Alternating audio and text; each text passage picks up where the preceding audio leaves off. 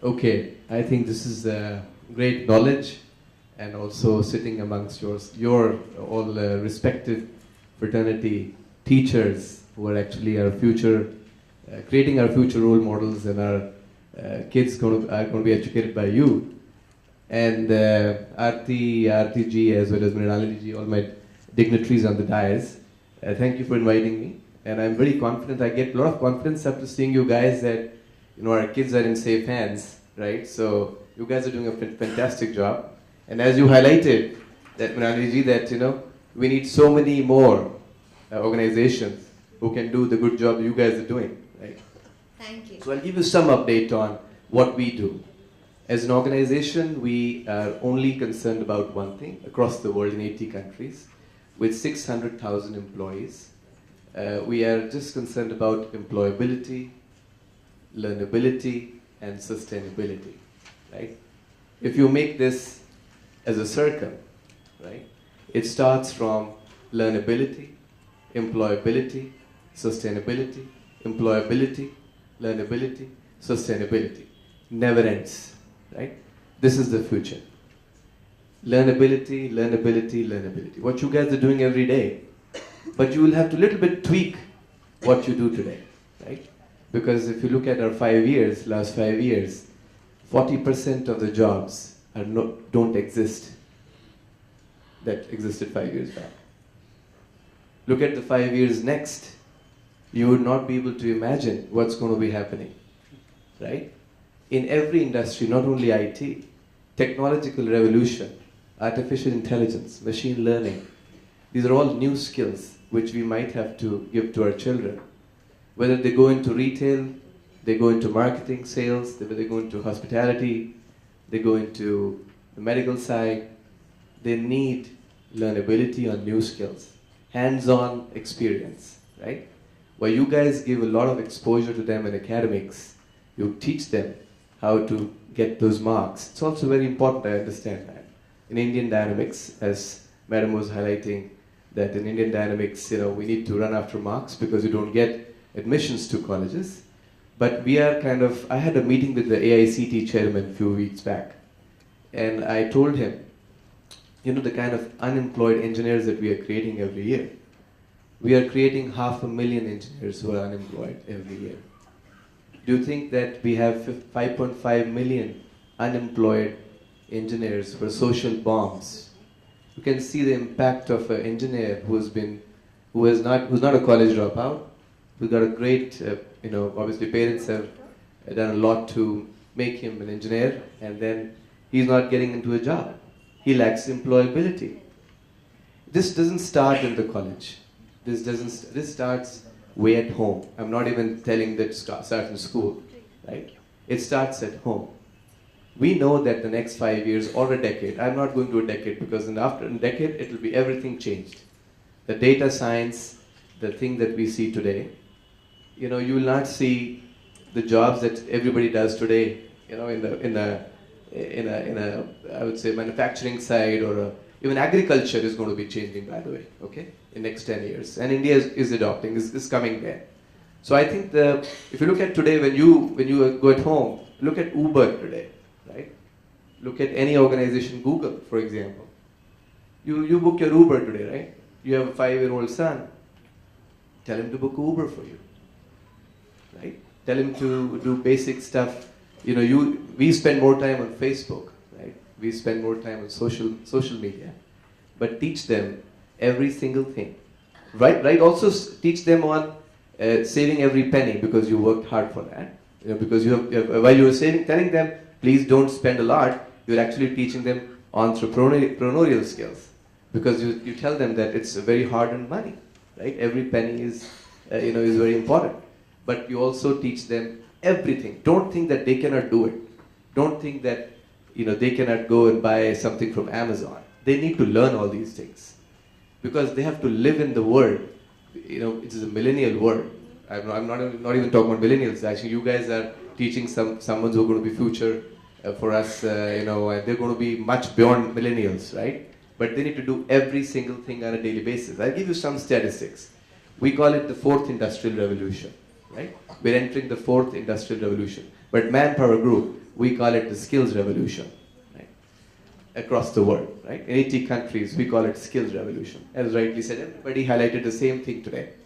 From schools to college dropouts to school dropouts, and we are the end users, right? We hire people. We hire about 3,000 plus people, 3,500 people every month. The difficulty we go through, I will just highlight in what we go through, right? And I've seen most of the people have highlighted that. By making them into a training, mobilizing people for a training is so difficult in India. Imagine how difficult it would be for employing someone and dependability on that person to do a task, and he will come to office every day, 8 hours, is so difficult in India, right? You know, when you have 60,000 people every day working in India for us, we are sometimes thinking whether they are at the workplace or not, whether they will come to office every day, right? This is so, you know, every employer thinks about it every day, how to motivate them to come to office. If there is a logistics guy going to deliver a Flipkart or an Amazon parcel for you guys, it gets delivered or it doesn't get delivered on time. So look at the organization's expectations that has changed over the period. Today the organizations want communication skills, presentation skills. The guy came from Amazon not wearing a shabby t-shirt, it was not good, right? He did not talk to me properly. That's what the feedback you give. And it goes on the social media. Somebody takes a flight in Indigo and he beats up a person, it goes viral, right? So look at the expectations of, you know, what you guys have from employers like us, right? So let me give you something. In India, 2.3% of the workforce goes for formal training. Now compare it with some other countries. If I give you a comparison sheet, because we operate in 80 countries, so I know, right? 68% in UK go through formal workforce training. 75% in Germany. Respect for work. You can learn from Germany, right? And also from Bihar, by the way, yeah, right? Because they do everything. There's a respect for every single work. 52% in the US, formal workforce training. 80% in Japan. You can imagine Japanese people, hardworking people, they go through that. And 96%, very favorite country these days, South Korea, very near to, yeah, it's a favorite country. So upskilling and reskilling is the need of the hour. We believe in that, but that work can start right there in your schools. And Parisar Asha is doing a fantastic work. I'm glad that you guys are already doing it. But how can we take it to the whole world is the most important thing, whole country. Because our country needs it so badly. 250 million people and 300 million people, as was highlighted by her. I'm talking about 2025. I'm not talking beyond that. I'm talking about till 2025. 250 million people enter the labor workforce in India. And the skills that are changing every day that I told you, the transformation of skills that are happening every day, we need to upskill people at a very rapid pace. Otherwise, we'll face a big problem. We'll face a social, economic issues in the country. And everybody, that you guys are doing a fantastic job, but I think we need to replicate this across India, across every school. I think you guys need to really replicate yourself to every state very soon, Artiji, right? It's very important. If you look at our, and I just gave you the LES model, which is very important, that has to be prevalent across India, learning, as I said, learnability, employability, and sustainability. Why sustainability?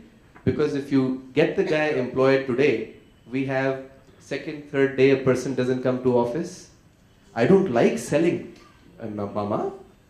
How can I sell a mobile phone at a retail shop?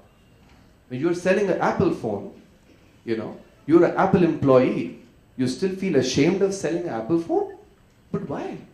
Because my mom says, you've got an MBA to sell a mobile phone in the shop? That's our problem as an employer. Right? I will not be selling an insurance. Why?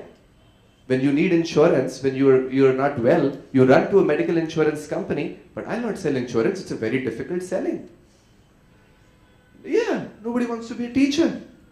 But why?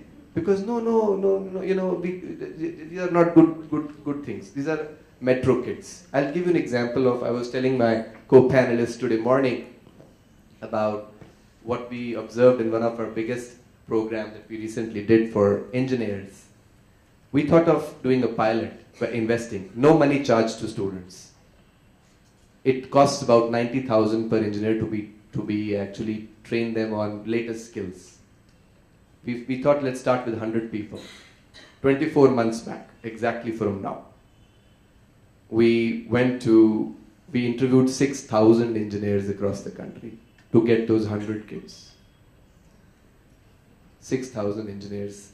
Imagine the effort that an employer goes through to get to various different states and cities to hire 100 kids. And those 100 kids, we got diversity in. I was very particular about having diversity, gender diversity, as well as regional diversity from everywhere. From Jammu and Kashmir also we got people, right? We thought we'd get them on together, and the first problem we faced was the parents told them, how can my girl come and stay in a residential accommodation in a city like Bangalore? And they were so scared, right? They didn't want to send the kids out of the home, as you rightly highlighted, from Dadar to, I don't know the geography very well in Mumbai. Yeah? Bro, I can say Noida to Gurgaon. that's what I understand. They don't want to go out. So teaching that in schools is also very important.